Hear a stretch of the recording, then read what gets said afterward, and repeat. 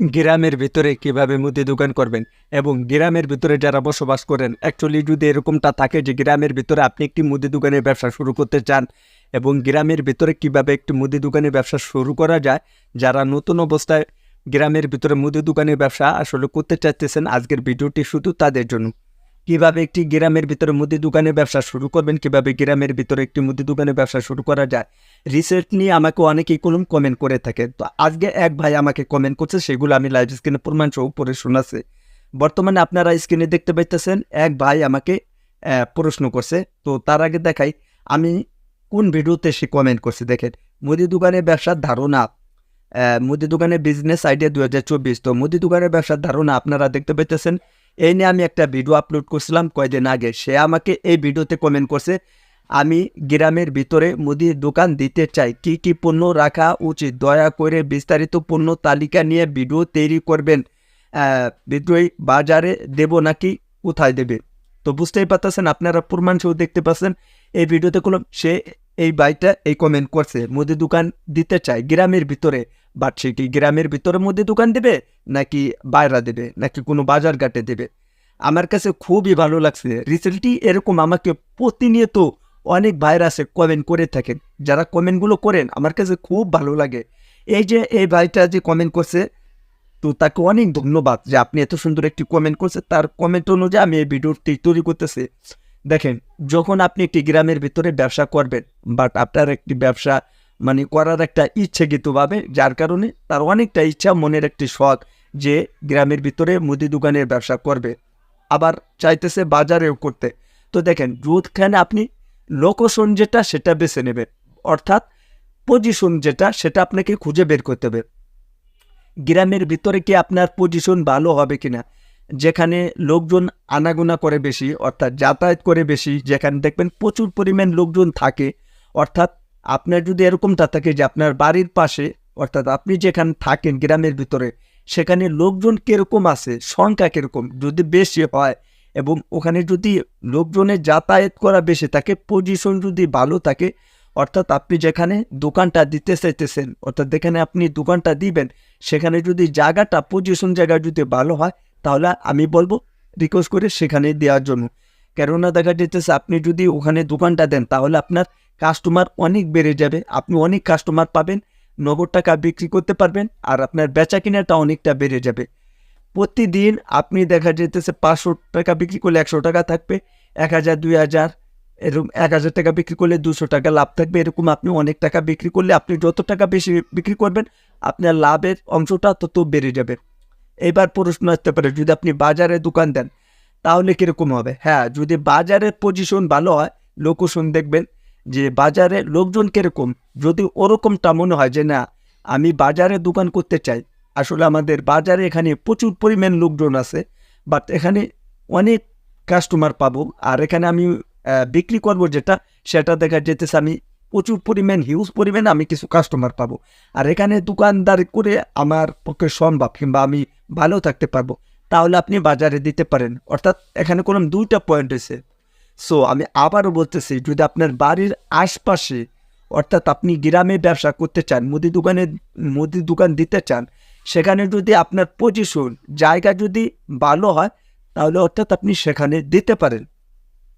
আর এবার বিষয় আসতেছে, যদি এরকমটা হয় যে না আপনার এই বাড়ির পাশে আপনি যেখানে, অর্থাৎ গ্রামের ভিতরে দোকানটা দিতে চাচ্ছেন, বাট মুদি দোকানের ব্যবসা যে আপনি করবেন, ওখানে দোকানটা দিবেন, যদি লোকজন যদি কম হয়, আমার মনে হয় যদি বাজারে বেশি হয়, তাহলে আপনি বাজারে দেবেন। অর্থাৎ আপনাকে বুঝাইতে পারলাম, যদি দেখেন যে লোকজন বেশি হবে গ্রামে, তাহলে আপনি গ্রামে দিতে পারেন। আবার যদি এটা মনে করেন যে না লোকজন কম হবে গ্রামে, আমি যদি দোকানটা দিই তাহলে বেচা কিনাটা একটু কম হবে, সেটা আপনার উপরে ডিপেন্ড করবে, তাহলে আপনি বাজারে দিতে পারেন। আর বাজারে যদি লোকজন কম হয়, গ্রামে যদি বেশি থাকে, আপনার সুযোগ সুবিধা বুঝে, তাহলে আপনি করতে পারেন। অর্থাৎ এখানে দুইটা পয়েন্ট রেখেছে।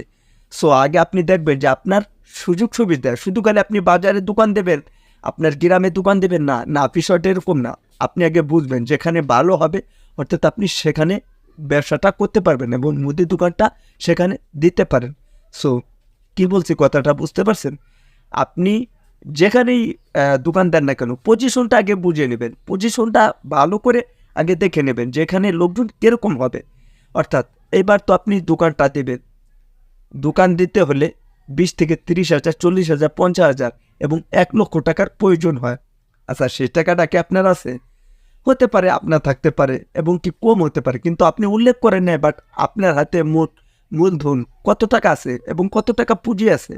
যখন আমরা জানি যে একটা ব্যবসা শুরু করতে গেলে আমাদের কিছু টাকার প্রয়োজন হয়, অনেকেরই তো সামর্থ্য ওরকম থাকে না।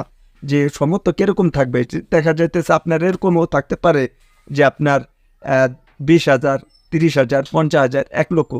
এখন আপনার সমর্থন অনুযায়ী আপনার কত টাকা আছে, 1,00,000 টাকা আছে নাকি 50,000 টাকা আছে, সেটা কোনো আমি জানি না। তারপর আমি আইডিয়া থেকে বলতেছি।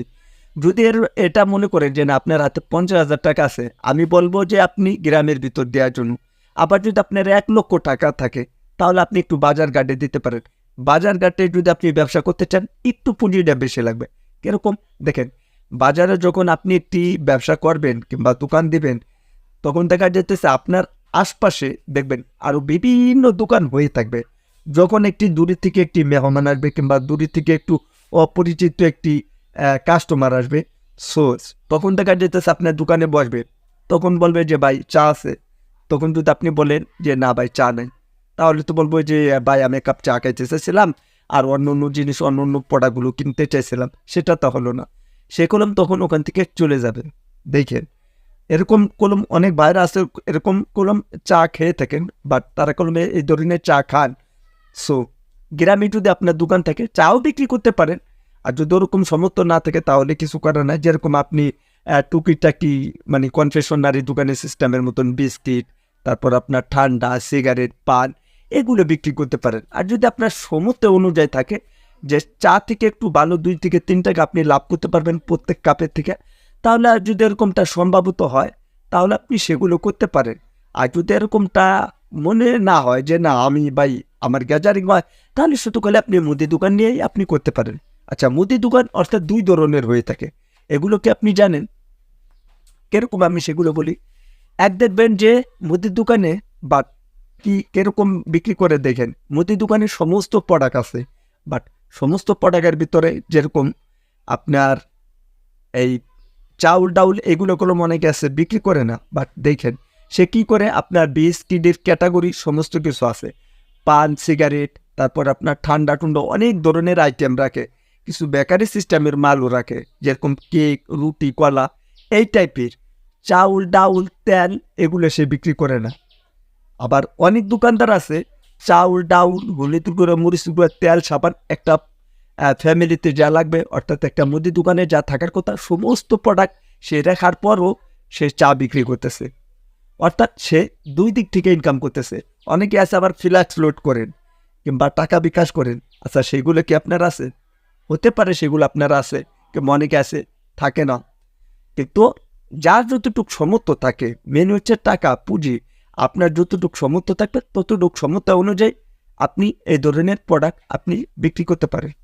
আচ্ছা, তাহলে দেখা যেতেছে আপনি কোন ধরনের প্রোডাক্ট বিক্রি করবেন। এখন দেখা যেতেছে আপনার দেখেন কথাটা বুঝতে পারছেন যে অর্থাৎ 2 থেকে 3 ধরনের মুদি দোকান হয়ে থাকে। এখন সমস্ত দোকানই একরকম হয় না। অর্থাৎ একজন দোকানে এসেই যে অনেক টাকার মাল উঠেছে, বিষয়টা কোনো এরকম না। দেখবেন কিছু কিছু দোকানে হিউজ পরিমাণে মাল, দোকানের ডেকোরেশনটা, কোয়ালিটিটা এতটা সুন্দর, দেখলে আপনি অবাক হয়ে যাবেন। আপনি বলবেন এই দোকানটা কীরকম আশ্চর্য, এরকম দোকান তো আমি কখনো দেখিনি। বাট এরকম দোকান হয়ে থাকে। সে কি প্রথম অবস্থায় এরকম এসে কি অ্যাকচুয়ালি এরকম বড় হয়েছে? না। একটি জিনিস, যে কোনো একটা জিনিস শুরু থেকে করতে গেলে একটু পরিশ্রম লাগে এবং কষ্ট করা লাগে, তারপরে ধীরে ধীরে আস্তে আস্তে অনেক বড় হয়। ব্যবসাটা এরকম জিনিস, আপনি যখন একটি ব্যবসা শুরু করবেন, যে কোনো ব্যবসায়ী হোক, যে কোনো ব্যবসা হোক, যেরকম আপনি মুদি দোকানের ব্যবসা, চায় দোকানের ব্যবসা, কসমেটিকের দোকানের ব্যবসা, যে কোনো ব্যবসায় করেন না কেন, সেই দোকানে যখন আপনি একটি ব্যবসা শুরু থেকে শুরু করবেন, তখন আপনি এসেই অনেক বড় হতে পারবেন না। আপনাকে ধীরে ধীরে আস্তে আস্তে অনেক কষ্ট করতে হবে, পরিশ্রম করতে হবে, ওয়েট করতে হবে, ধৈর্য ধরতে হবে। তারপরে আপনি অনেক বড় ব্যবসা করতে পারবেন। সেখান থেকে আপনি অনেক টাকা ইনকাম করতে পারবেন প্রত্যেক মাসে। আসলে মুদি দোকানের ব্যবসার লাভটা কীরকম হয়, আমাদের মনে এরকমও কিছু প্রশ্ন থেকে যায় যে আসলে মুদি দোকানের ব্যবসা যে আমি করব, সেই মুদি দোকানের ব্যবসার লাভটা কীরকম হতে পারে। ভালো একটা পয়েন্ট। সো দেখেন, যখন আমরা একটি ব্যবসা করি তখন আমরা কোনো বিষয়তে বুঝি না, বাট অনেক কম বুঝি। দেখা যাইতেছে আপনি 500 টাকা বিক্রি করলে, মুদি দোকানের কথা বলতেছি, 500 টাকা বিক্রি করলে 100 টাকা লাভ হয়, 1000 টাকা বিক্রি করলে 200 টাকা লাভ হয়, 3000 টাকা বিক্রি করলে 600 টাকা লাভ হয়, 4000 টাকা বিক্রি করলে 800 টাকা লাভ হয়। অর্থাৎ আপনি যদি 5000 টাকা বিক্রি করেন, আপনার 1000 টাকা লাভ থাকবে। এরকম আপনার মুদি দোকানের যে বিষয়টি, বেচা কিনা ডিপেন্ড করবে আপনার উপরে, যে আপনি কত দূর বেচতে পারতেছেন।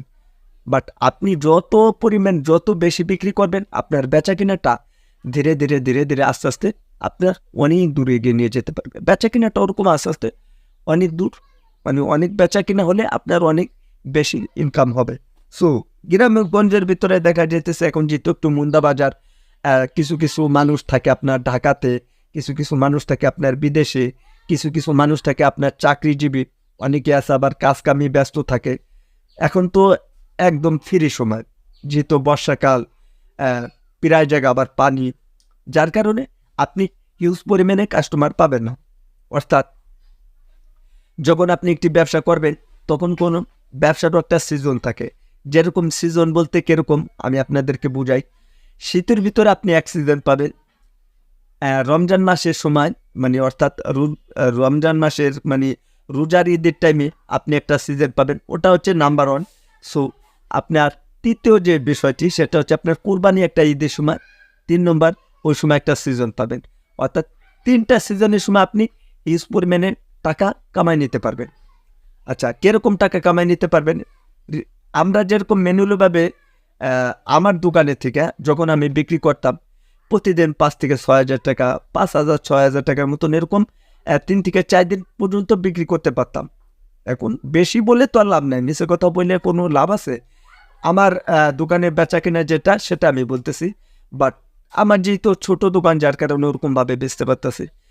তো এটার উপরে ডিপেন্ড করে, যেরকম আমি যদি প্রতিদিন এরকম ঈদের দিনের থেকে শুরু করি, ঈদের দিন তো আর 5,000 টাকা বিক্রি করি না, তো বেশি বিক্রি করি, যেহেতু আমাদের মাঠ আছে সেখানে।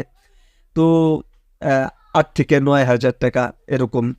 যদি বেচা কেনাটা বেশি থাকে তাহলে 10-এর মতন বিক্রি করা যায় আর কি ঈদের দিনের। যেহেতু অনেক লোকজন বাড়ি থাকে, প্রতিদিন দেখা যাইতেছে একটা মানুষ আসলেও 50 থেকে 100 টাকা খাবে, তার কোনো বাধা নাই। এরকম অনেক মানুষ আছে, তারা খাবারগুলো খেয়ে থাকে, আর বেচা কেনাটাও সেরকম অনেকটা বেড়ে যায়। তো আমি সামনে দেখাবো ঈদের টাইমে যে আসলে আমার কত টাকা বেচা কেনা। আপনারা জানেন ইতিমধ্যে যে আমার প্রত্যেকটা ভিডিওর ভিতরে আমি সমস্ত কিছু দেখাই। তো আমি ঈদের টাইমে কত টাকা বেচা কেনা হয়, সেটা আমি ভিডিওর ভিতরে আপনাদেরকে দেখাবো প্রমাণ সহ, তাহলে আপনারা ক্লিয়ার হয়ে যাবেন। আপনি কয়েকটা সিজন পাবেন। তো যে ভাইটা ব্যবসা করতে চান, অর্থাৎ মুদি দোকান দিতে চান, আমি ওই ভাইটাকে বলতে চাই, আপনি যে একটা ব্যবসা করবেন, তো ব্যবসা করার কিছু নিয়মকানুন থাকে, সেগুলো আপনাকে বলতেছি, তা না হইলে হয়তো আপনি বুঝবেন না। আপনি যেখানেই দোকান দেন না কেন, আপনার দোকান দিতে হইলে কিছু টাকার প্রয়োজন। অর্থাৎ একটা ঘর তুলতে গেলে আপনার কি করতে হবে, আপনাকে একটা ঘর তুলতে হবে। তো 20 থেকে 30,000 কিংবা 50,000 টাকা আপনার প্রয়োজন। সো আপনি একটা ঘর তুলবেন, তখন ঘর তোলার পরে আপনার পাইকারি দোকানের থেকে আপনাকে মাল আনতে হবে।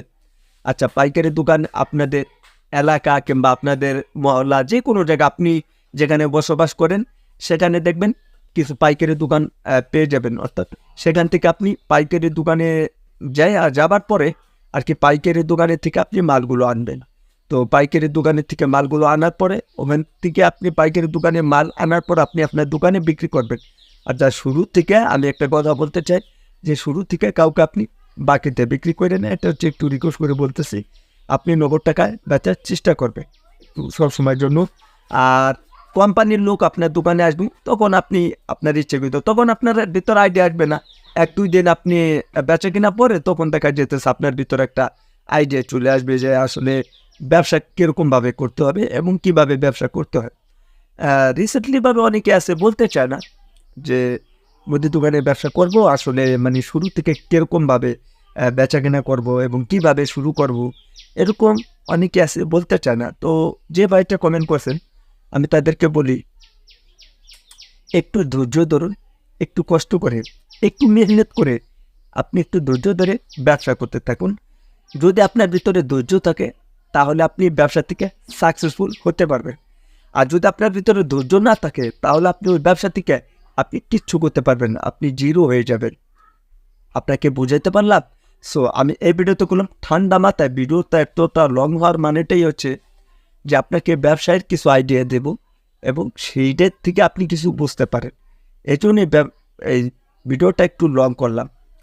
তো এতেই আছে, অনেকে আছে মানে বিরক্তকর হয়ে যান যে এত বড় ভিডিও কিভাবে দেখবেন। দেখেন, যখন আপনাকে কিছু দেখতে হবে, বুঝতে হবে, শিখতে হবে, তখন তো আপনাকে একটু লং ভিডিওটা দেখা উচিত। আমি জানি না আসলে এই পর্যন্ত আপনি দেখছেন কিনা। তো যে ভাইটা যদি দেখে থাকেন তাকে জানাই অসংখ্য ধন্যবাদ, থ্যাংক ইউ সো মাচ যে আমার ভিডিওতে এসে কমেন্ট করছেন, বাট তাকে নিয়ে আর কি ভিডিও বানাতে পারলাম। আর ওই ভাইকে বলবো যে দোকানের থেকে যখন মাল আনবেন কয়েকটা দোকান যাচাই বাছাই করার পর আপনি মাল কিনবেন। আর কোম্পানির লোক এসে মাল যখন দিয়ে যাবে তখন দেখা যাইতেছে তাদের তো ওরকমভাবে একটু কথাবার্তা বলবেন যাতে আপনার কথাবার্তা থেকে সে যেন মনে কষ্ট না পায়। আর কাস্টমারের সাথে ভালো আচরণ করবেন, ব্যবহার খারাপ করবেন না, সুন্দর মতন বোঝার চেষ্টা করবেন এবং সুন্দর সুন্দর আচরণ করবেন। আর কোম্পানির কাছে থেকে মাল রাখার সময় আপনি একটু যাচাই বাছাই করে কিনবেন। আর সবার সাথে একটু ভালো ব্যবহার করবেন। কাস্টমার যদি একটু বাজে ব্যবহার করে আপনি বাজে ব্যবহার করবেন না। আর ধৈর্য সুযোগ করে ব্যবসা করতে থাকেন, একদিন হলেও সফলতা হতে পারবেন। তো আজকে এই নিয়ে ভিডিও দেওয়ার ছিল। ভিডিওটি ভালো লাগলে অবশ্যই ভিডিওতে একটি লাইক করবেন, নতুন হলে চ্যানেলটি সাবস্ক্রাইব করে আমাদের সাথে থাকবেন। তো বন্ধুরা, আজকের এই ভিডিওটা এখানে শেষ করে দেবো। সবাই ভালো থাকবেন, সুস্থ থাকবেন। পরবর্তী ভিডিওতে দেখা হবে। আল্লাহ হাফিজ। যে কোনো বিষয় জানতে চাইলে অবশ্যই কমেন্ট বক্সে কমেন্ট করবেন। ধন্যবাদ সবাইকে।